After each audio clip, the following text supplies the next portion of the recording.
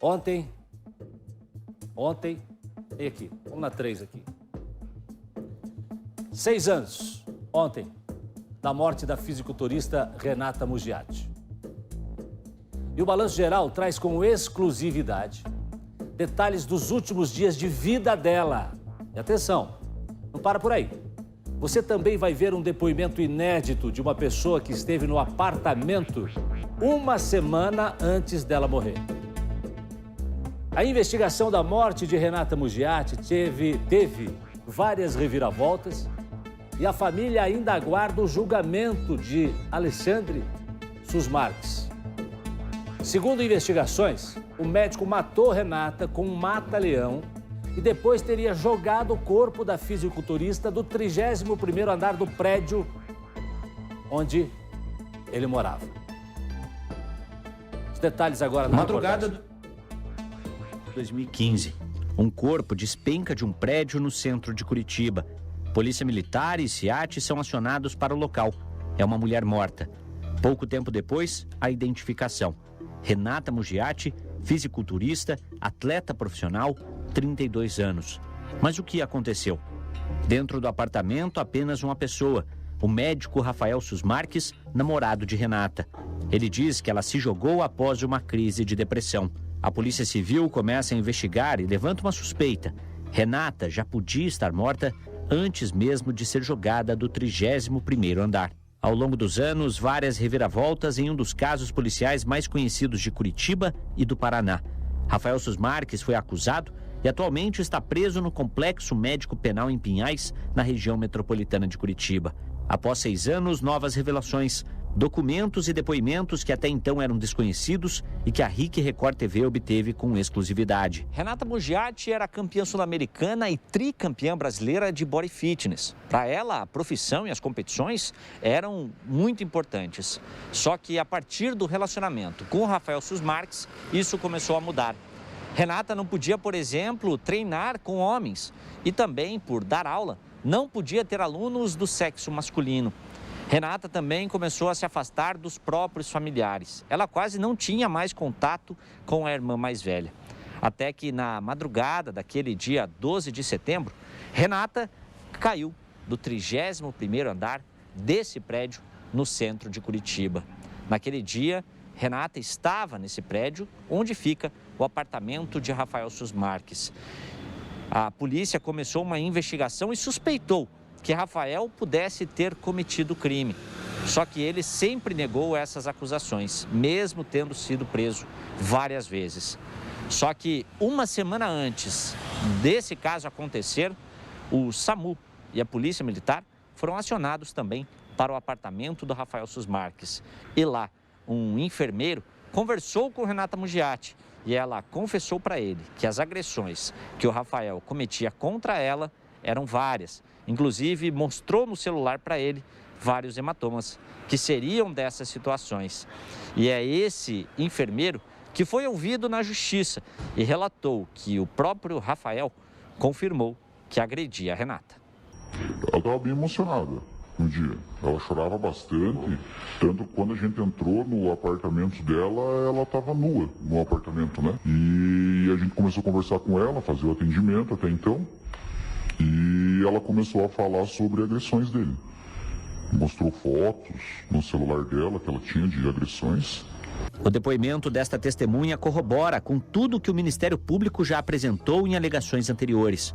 Renata Mugiati era praticamente uma prisioneira de Rafael Susmarques e ele utilizava o conhecimento médico para dopar a fisiculturista após os episódios de agressão. Ela contou uma história pra gente referente a que ele tinha dado várias cartelas de comprimidos para ela tomar.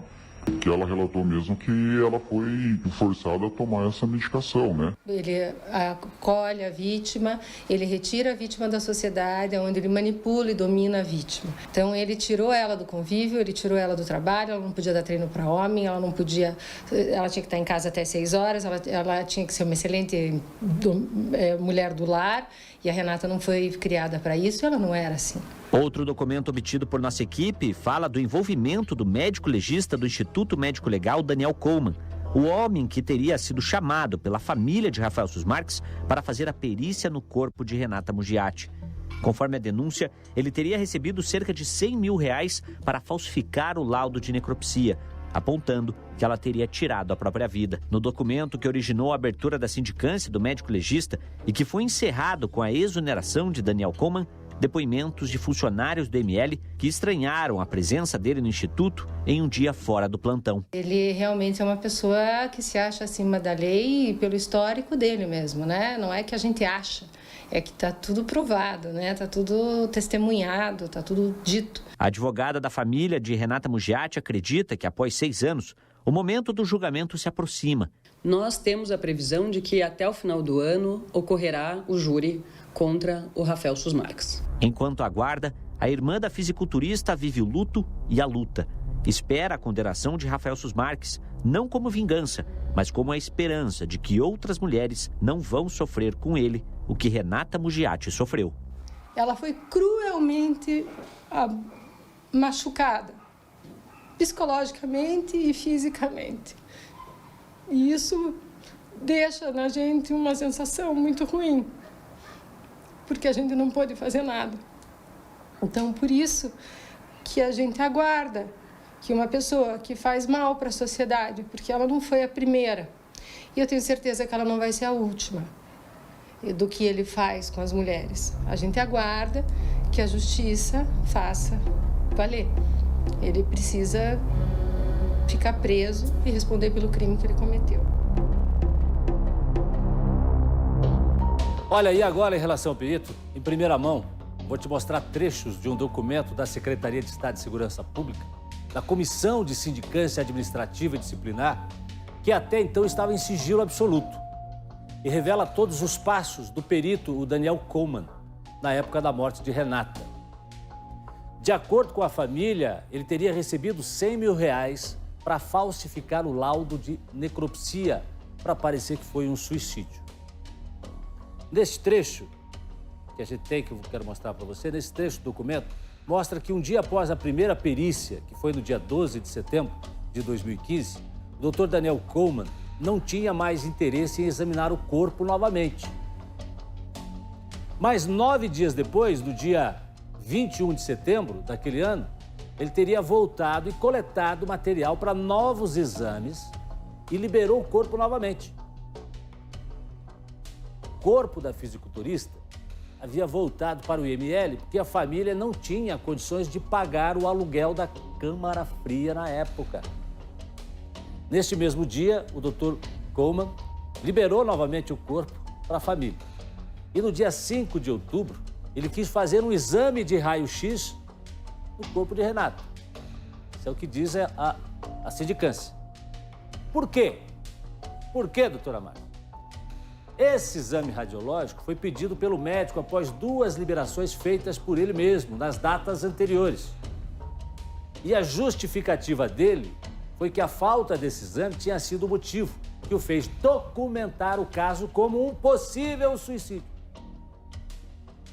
Mas nessa altura do campeonato, uma junta médica formada por 4 peritos já havia concluído que Renata Mugiati tinha sido morta antes de cair do 31º andar. Conclusão: Dr. Daniel Coleman foi exonerado do IML em 2018 pelas irregularidades, como tratou o caso, e pela omissão de informações determinantes do processo. E esses documentos foram divulgados só agora. Você está vendo em primeira mão aqui no Balanço Geral. Doutora Márcia. É muito chocante quando a gente vê um profissional que é perito do Instituto Médico Legal, que passa por todo um processo de treinamento, né? Acaba dando origem à sua própria exoneração por ter faltado com a verdade, acho que seria o melhor dizer, né? E nesse momento foi exonerado já, mas felizmente os outros médicos assumiram a perícia ao ponto de termos provas suficientes para o julgamento, né, Jasson? E agora a família espera ansiosa para que esse dia chegue.